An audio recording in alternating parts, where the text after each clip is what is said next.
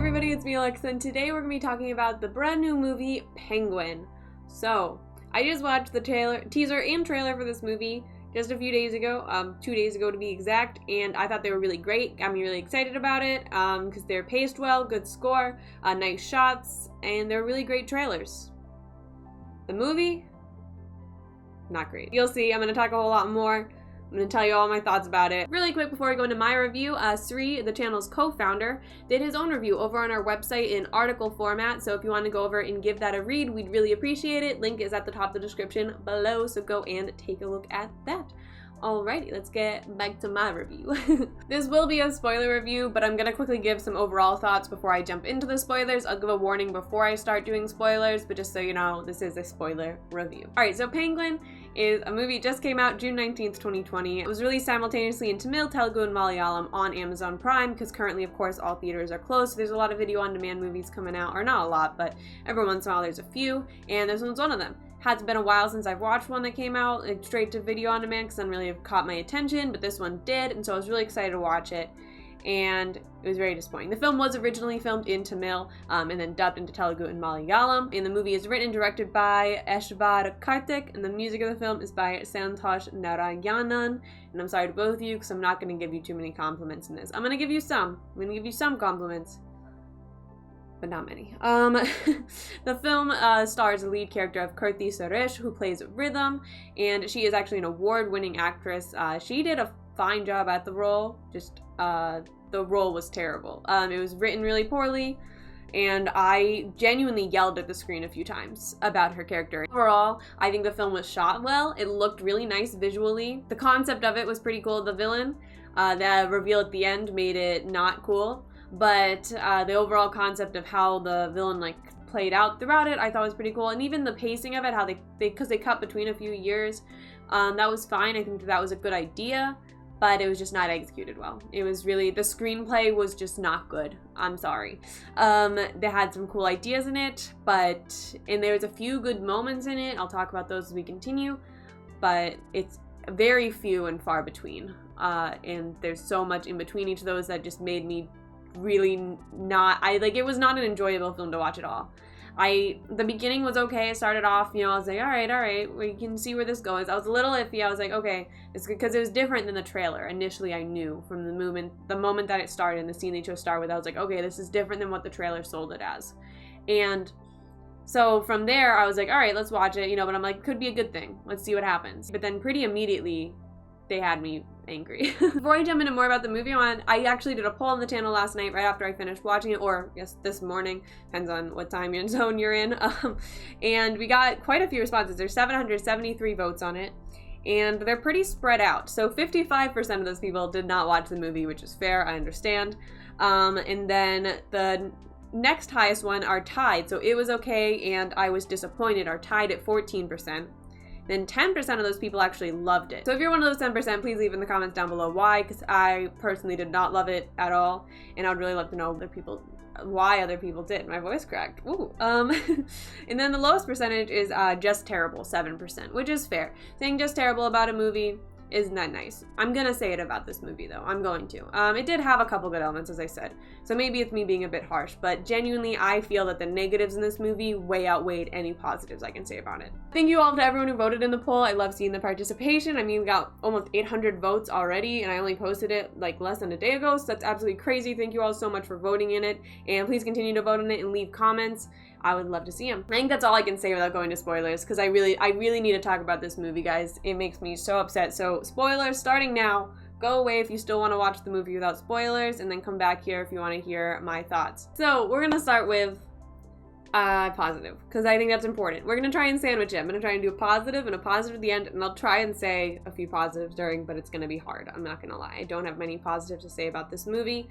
But we're gonna do a couple because I think it's important to recognize that there were some good things even though I didn't like the movie. The overall concept of the kidnapper was really cool. The effect of the Charlie Chaplin mask, there's a bug floating. The effect with the Charlie Chaplin mask, the umbrella, her kind of creepy dreams with it were really cool. You had this great forest, which was a great location to shoot at. There's a lot of good concepts in this that when executed properly could have made a really great movie, and that's why the trailer was so good, because they took all those best little moments and they put them into that trailer. They edited it together to make it seem like it was was a different movie than what I watched, I swear. I mean, it was the same movie, but it was different in how the style of it was. The trailer gave off the style of a very, like, fast-paced, intense thriller, while the actual movie was kind of a slow burn, not very intense. A few kind of thrillery moments, but I was never scared. I was not, that's one of the biggest things I can say about this movie that was disappointing to me. I was never scared. I was a little on edge during the cool shot, which I was also talked about in the trailer, or I believe it was in the teaser trailer, where he's in the window, and she's sitting there in front of it. And that was shot really well. And the movie was even better, actually, that shot with the TV reflection. That was a great reveal, amazing moment, probably my favorite moment of the entire movie. But by the time the movie ended, I had been so angry at all the other things in the movie that I didn't have a hard time falling asleep at all. And I watched this late at night, too, in the dark, so it really should have made me stay up late if it was scary at all. I am a total wimp whenever it comes to scary movies. And this just didn't scare me at all. And that says a lot. Rat Sasan had me, like, terrified to sleep. Speaking of Rat Sasan, the score of this movie. So I knew in the trailer it sounded a bit familiar. I couldn't exactly place why it sounded familiar, though. But then when hearing that portion of the score in the full movie, it's Rat Sasan. It's very similar to Rat Sasan, which, again, I'm not going to be too upset about. Rat Sasan has an amazing score, so I totally understand if you're making a thriller movie, why you would want to kind of be inspired by them, because it's a great movie and the score is amazing, so of course you want to have something similar to that. I get that, that's fine, as long as you put your own twist on it, make it your own. I'm totally fine with it being a little similar, because you were inspired by it, but you gotta make it your own. The issue lies with the rest of the score of this movie. Specifically, the two moments where the score was the worst was during the search for Ajay whenever he first gets kidnapped, and the scene where she's like, they're like deep in grief, her and her first husband Raghu, who's played by Linga, whenever they are like going through their divorce process in the flashback, and both of those, the music is like hopeful. That's the vibe I kind of, it was like, I get what they're going for. It had some sorrow to it, you know? But it was like a sad hopefulness was the vibe I got from this music. It was 1000% not horrible grief at their child being lost and potentially dead, and the horrible grief, like, and then same grief in both of them as they're searching for it, the frantic, and I see almost the frantic attempt in the music for the search. I can see what they were attempting to do, but they just didn't do it. They did not succeed in that. And it made a song that took me out of the scene, took me out of the emotions of the character. And I think Karti did a great job showing those emotions, and they took me out of it with the score. It was definitely not intense. And that's what you needed to make this film succeed, and they didn't do it, so it didn't work. So the overall editing of the film I think was fine. The only issue I really had was there's one part where she's driving the car and it's like really jerky. It seems like it's really low frames per second or something. Like I'm not positive what's going on here, but it's just like extremely jerky, and it's again to try and create an anxious feel. So I get what they're going for with it, but it was so different from the rest of the movie and it wasn't utilized well enough for it to be an effective tool. We'll talk more about the cinematography later. That's one of my more positive things I'm trying to do at the end, because, you know, we're gonna make that positivity sandwich here. But let's talk about some more negatives before we get there. So I have a list of things to talk about. That's why I'm looking over here in case y'all are wondering. My biggest issue with the film is the fact that it's very clear the theme of this film is a mother's love. That's the overall message, is the love of a mother and what she'll do to protect her children. And I get that. That's the message, because it's pretty obvious if that's what they were going for. And also, even if you didn't get it from the movie, it's shoehorned in at the end with their quote saying, behind all your stories, there's a mother's story. That is a beautiful testament. I love that message. Wonderful. Because it is true. Behind every one of our stories is a mother's story. We all came out of our mothers. Like, you know, that is where our story began, was with them. And so I love that message. This movie did a terrible job of showing that. Terrible. I genuinely, So, yes, it is clear she loves her kids. However, almost every single choice she makes in this movie is something that puts her and her kids and her born child and her unborn child at risk. She is continually making the worst decisions in this movie. So, Ajay is, at the funeral scene, she loses him a bit. That totally fine. And whenever her then husband, then future ex-husband Raghu is yelling at her saying, it's not missing, you lost him, I thought that was mean. I didn't think that was right of him to say. And I was like, no, she left him with with someone who she knew, thought that he was going to be safe, but then he wasn't, you know, she wasn't trying to be a bad mom, he just kind of wandered off. I don't have much I don't have any anonymity towards her for losing him then. They found him, he was safe, all good. And so at that point, I'm kind of on her side and against the husband. I'm like, why are you being so rude to her? And we're going to talk about this funeral scene again, because my other biggest issue with the film also links back to this. Next, we have when the kid is kidnapped. So this, again, is not her fault, I don't think. It is, he's off playing with his friends. She thinks he's safe. He's in a safe part of, safe place. There's nothing around there that she knows of that would be of danger to him. And he gets kidnapped. There's not much you can do about that. You have to let your kid go out and play, that's a natural part of being a child. You can't constantly be around your kid 24/7. I get that. My issue is after she has her kid back. So she has her kid back, right? She has him back, she's being a good mom. She is constantly leaving him alone. Oh my word, she leaves him alone so often. And she actively thinks the kidnapper is coming to get him back and leaves him in places where the kidnapper could easily get him. Constantly. So she's in the festival to meet up with her husband, Raghu, right? They're in the shop. She thinks that the kidnapper's in the shop, so she brings the son with her, walks out, but then she's like, oh wait, it was a different guy in the shop, so I'm gonna go back in. She leaves her son outside. Standing outside with the dog who's tied up. What? If you think the kidnapper is actively there at the festival, why would you leave your kid in front of a shop when you go inside with your back to the front of the shop to ask the shop owner about it? He could easily, the kidnapper just come grab his arm, he's gone. That would take 2 seconds. What? And then, after this happens, and you're like even more sure that the kidnapper's there because you just saw him, you saw the mask, you saw the person who kidnapped your kid. And you somehow lose him in the crowd and don't even realize that he's gone until he's so far away that you can't find him?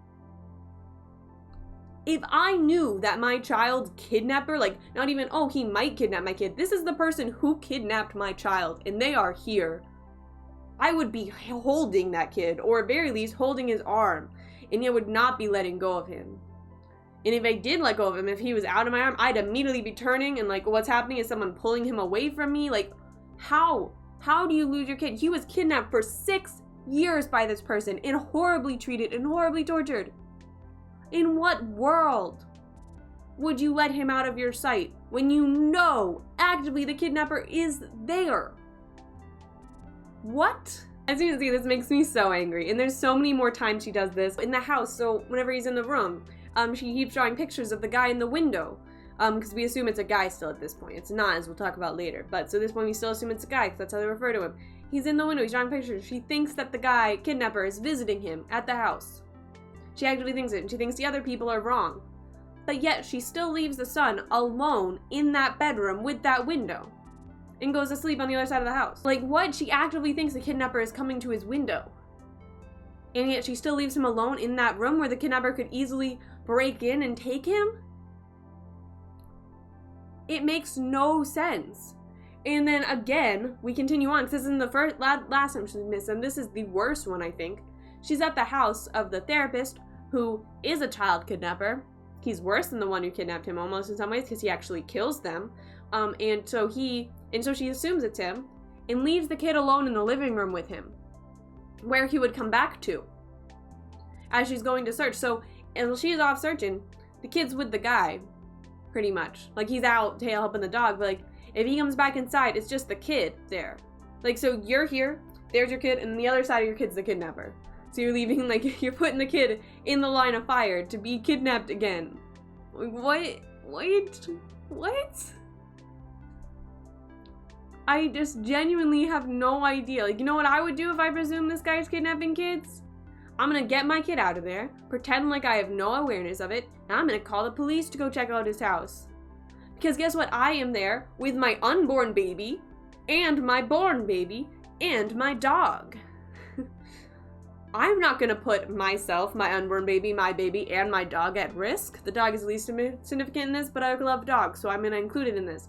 Because, she's literally putting all of their lives at risk because she wants to go look. Which she could easily, the police weren't ever, arguing against her. She could say that and say, I was in his house, he has something behind his closet. And they could easily go there. And I know she was probably thinking that, she needs to save the girl before she dies, but the message of the movie is mother's love.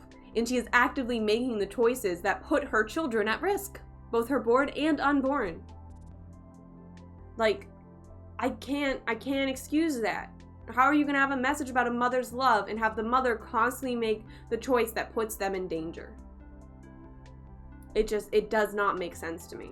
And that is my biggest issue with the film. That's why I got so heated about it. That's probably the most heated y'all ever gonna see me on this channel, hopefully. But yeah, that actively made me so angry. All right, I have a quick insert and then I'm gonna have my second biggest issue.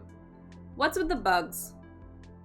Like, what is with the scene whenever the kid stabs the guy in the hand and then all of a sudden the forest, like, he seems to control the bugs to make him come up in the forest. Like, what is that about? I 100% thought there was going to be some sort of mystical element with the forest, because it leads me towards that the entire movie with these bugs and stuff, and like with the effects and the shots of the forest and her dreams, the guy going into the water and stuff, which that's just her dreams, so it's okay. They are, of course, altered, but mainly the bugs. I'm like, what's going on? And the bugs are just there because bugs are creepy. I swear that's the only reason they're there, because they're scary. And they have no plot significance at all. They're just there. Which I hate when horror movies do that. There's so many... so this is supposed to be a quick insert. It's going to be long. I'm going to talk about horror elements. So there's a lot of typical horror elements. You know, ones that they're creepy, especially when used correctly. One of them is bugs. Bugs are scary as heck. They have a lot of ones in this, like the child singing nursery rhymes. So it's always creepy. He's singing Twinkle Twinkle Little Star. And again, it is creepy, but it's a little annoying whenever the only things that you're using to be creepy are common horror tropes. You know, like, take them and make them your own, and they don't. They just put them in, or make them have some big plot significance. Like, Twinkle Twinkle Little Star had no plot significance. It was literally only in there to make you feel creeped out. Like, that's it. And so there's a whole bunch of little things like that where they just put it in to be like, ooh, this is creepy. It's kind of similar to my issues with War's plot. But War is much higher on the list because it was a much more enjoyable film to watch, 100%. I would rewatch War a million times before rewatching this film. But, so, it just has those plot points that just pop up, and they're in there because, oh, that'd be cool, let's try that next, oh, that'd be fun, doesn't really fit the plot or have any significance, but it'd be cool, and so they put it in, and that's what this movie has constantly. And then most of them, though, are just the person making stupid decisions, like the interrogation with the therapist in the police station. That was just, getting her amped up and stuff. And then, so at the end of the course of the interrogation, this is going to segue perfectly into the last negative thing I have to discuss. So he gets her amped up to try and guess who the person who actually kidnapped Ajay is. And the whole time that they're doing this, I'm trying to figure out too. I'm like trying to think back, think about the things that they're discussing here. What can I piece together to figure out who this bad guy is? There's nothing. I'm like making some vague guesses, but I'm like, maybe it's Gotham, maybe it's Ragu. I don't know though. Who could it be? And then they have the reveal of who it is. It's Bhavana, her friend, who has been so insignificant the whole movie.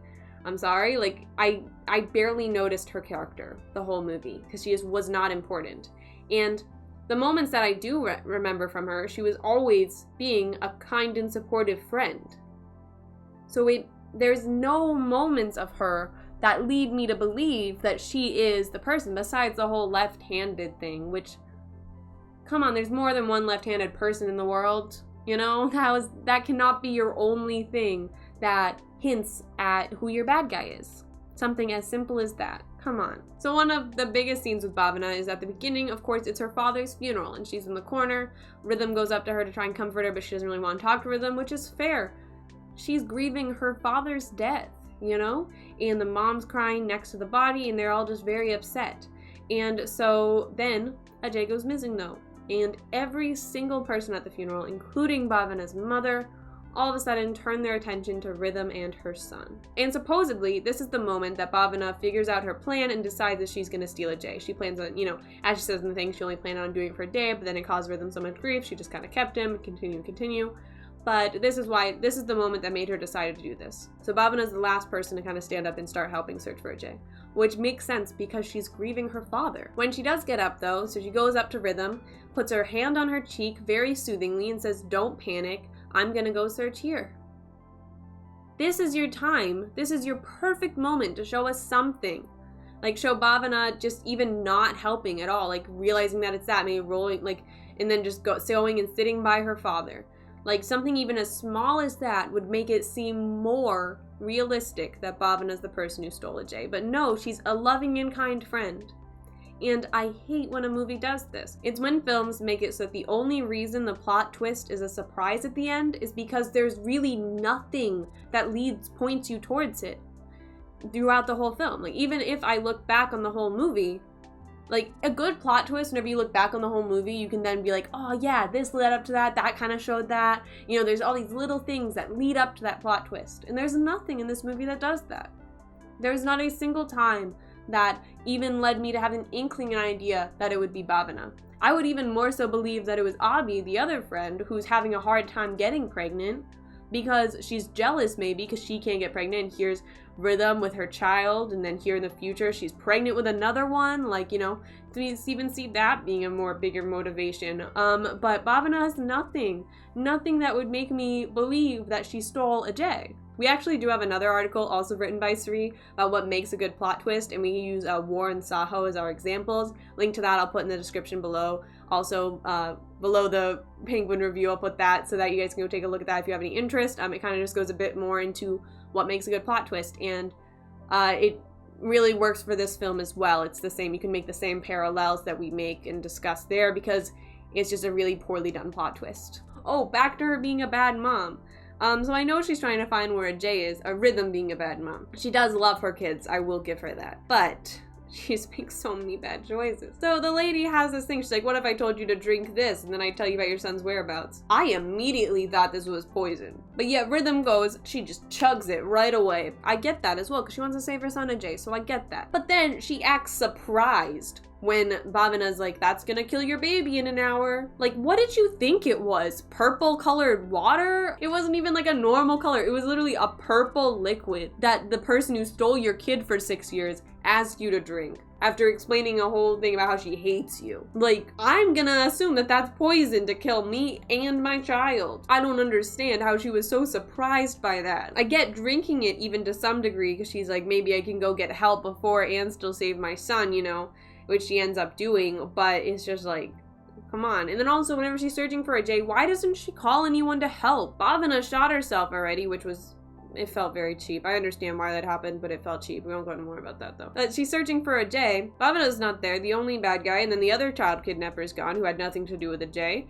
And so, why doesn't she call someone to come help her search for her son? She has zero reason to not to, and every reason to call someone, because she thinks that she's about to lose her unborn baby. And so you'd think that she'd want to find Ajay as quick as possible, and the more people you have searching, like, she doesn't even have to wait around for him, just call them and tell them to come out and start searching as well. And then you could find him quicker maybe. And then it ends up working out. Ajay goes and gets help, you know, and they save both Ajay and her unborn baby, but, like, why wouldn't she call someone to help? Why?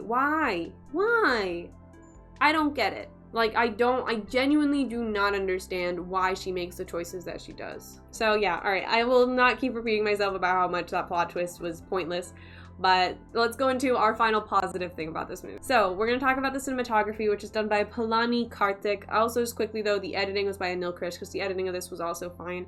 However, I am wondering if maybe some stuff got cut that maybe made it more make sense that it's Bhavana. Like, if there was any scenes that were there. At least, I think that's just me being hopeful that there was something that did that, because then I can kind of excuse it more. Like, Batman vs. Superman, that's one example, like Dawn of Justice, because the first theatrical cut, there's a whole bunch of plot holes, and they released the ultimate one, which showed you that, oh, here's why all these things happened, and it makes a lot more sense. But, you know, so I wonder if it's something along those lines, because it does happen a lot. They try and cut down stuff to, like, fit a time frame, and you end up losing a bit of the story in it. That does happen. So maybe that's what happened, but even so, the movie that they delivered as a final product was not good. The cinematography, though, was really beautiful. It was really nice to look at. There was great color grading. The movement in the shots was good. You know, it was really well shot. They had some really great ones. I mean, most notably, the TV window shot, the reflections and everything, those were framed beautifully. You had the nice shots of the woods whenever he's coming out of the fog. I mean, there's so many little moments, and it's shot really, really well. It's just everything else around it is not executed well enough to be good. And even, as I said before, Kirti, I think, does a fine job playing the role, as well as most actors in it. They do a fine job. I have no complaints really as far as acting goes, just their dialogue and what the script told them to do was bad, so it made it unenjoyable to watch. Alright, so overall, my thoughts on the movie were that I wouldn't recommend watching it. I wouldn't recommend myself watching it. If I went back in time, I would just say don't waste your time with it. because it really wasn't, I don't feel like it was worth my time. Alright, the moment you've all been waiting for, but probably not because this is still really new, but maybe in the future one day you guys will wait for this. Where's it gonna lay in the shark meter? My video explaining what the shark meter is coming. It's coming, guys, I promise. But this film on the shark meter falls under whale. The shark, not the species. It's a cool type of shark. Here's a nice little picture of it, nice little picture of it. So yeah, it is a whale. It's a whale shark, which is the bottom category. Yeah, full explanation coming in my video about the shark meter, but yeah, this is a whale shark. I think I did a pretty adequate job explaining why I feel it belongs in that category in this. Please, if you think it belongs in a different category or just higher up, you enjoyed it, leave in the comments down below why you enjoyed it. I would love to hear why. Tell me what you thought was good, what you thought worked, just anything that I said in here that you disagree or agree with. I'd love to hear it. Alright, so that is all I have to say about the Penguin movie. I really hope I wasn't too rambly. But yeah, thank you guys so much for watching. If you enjoyed, feel free to hit that like button and subscribe, and go over and check out Cerie's review, link at the top of the description below. And yeah, just thank you guys again so much for watching, and I hope you all are staying safe out there and have an absolutely amazing day. Bye!